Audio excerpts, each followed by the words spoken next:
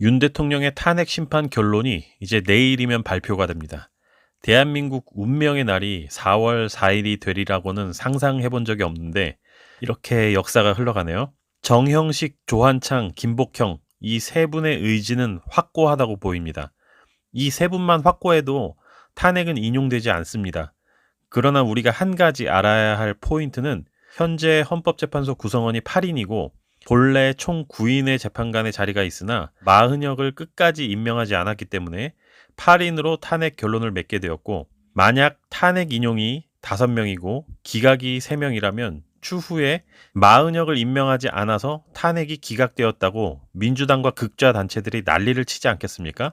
그리고 지난 이진숙 방통위원장 판결문에서도 알 수 있듯이 이렇게 공석인 재판관이 재판에 참여했을 경우에 결과가 달라질 수 있는 경우에는 판결을 내리지 않는 것이 헌재의 관례로 알려져 있습니다. 따라서 이 말은 윤 대통령 탄핵의 결과는 기각 또는 각하가 최소 4인 이상이라는 이야기가 됩니다. 문제는 각하가 2인 이상이라면 문영배와 이미선, 정정미까지 각하로 돌아서서 각하 결론을 낼 수도 있습니다. 민주당은 내일이 결론일인데도 마흔역을 임명하라고 계속 밀어붙이고 있습니다. 참 이상하다고 생각할 수 있지만 이것은 이번 탄핵 심판을 위한 것이 아니라 추후에 재탄핵을 시켜서 다시 결과를 뒤집으려는 민주당의 사악한 속내라고 볼 수 있습니다. 이미 재탄핵을 불사하겠다는 이야기를 하고 있죠. 대통령께서 돌아오신다 하더라도 저들의 저항이 만만치 않을 것입니다. 각종 가짜뉴스를 만들어 음해를 할 것이고 산불이나 무안공항 사고같이 큰 인명사고를 일으켜서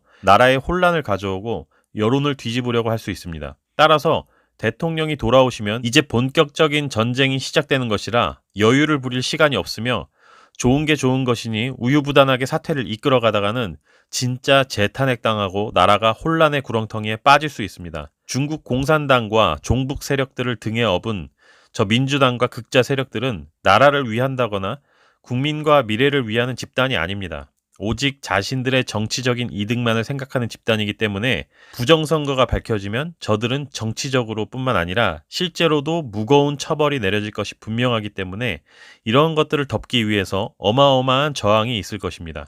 이것들을 어떻게 바로잡을 것인지 윤 대통령께서는 이미 플랜이 있으셔야 합니다. 우선 그동안 대통령을 수사했던 수사 권력을 바로잡아야 됩니다. 국수본의 우종수가 공교롭게도 최근 퇴임을 했습니다. 여기에 제대로 된 수사본부장을 임명을 해서 국수본으로부터 이번 탄핵 정국을 만든 내란 세력들에 대한 철저한 수사와 긴급 체포 및 강도 높은 수사가 진행이 되어야 할 것입니다. 그리고 검찰총장 심우정은 대통령 복귀에 맞춰서 자진 사퇴하는 것이 좋을 것이며 검찰총장 자리에 이창수 같은 제대로 된 검사가 지휘를 할 수 있도록 수사 지휘부를 한번 싹 손봐야 됩니다. 뿐만 아니라 민주당에 대한 위헌 정당 해산 청구를 빠르게 진행해야 합니다. 민주당은 강력하게 저항할 것이 분명하기 때문에 이들의 권력을 우선 무력화하는 것이 중요합니다. 곧 퇴임하는 문영배와 이미선의 자리에 정상적이고 올바르고 실력 있는 재판관 2명을 대통령 몫으로 추천을 해서 헌재 구성원을 빠르게 복구시키는 것이 중요합니다. 민주당에 대한 위헌 정당 사유는 넘쳐나죠. 이 부분을 잘 준비해서 민주당을 한 번에 날려버린다면 재탄핵도 물 건너가고 국회는 해산될 것입니다. 이후에 개헌을 통해 선관위를 해체하고 이 모든 시스템을 바로잡는 일이 선행되어야 합니다. 선관위를 아예 없애고 지자체별로 관리를 하게 하는 방법도 있고 완전 해체 후에 재건립하는 방법도 있습니다. 사전선거 제도를 완전히 없애버리고 투개표 방식을 대만과 같은 투표함 이동 없이 그 자리에서 수개표하는 방식으로 바꿔야 합니다. 이렇게만 된다면 극좌 세력들이 부정선거를 통해 국회에 들어서는 일들을 막을 수 있습니다. 이 모든 것의 시작이 바로 내일입니다. 대한민국 제2의 건국일입니다.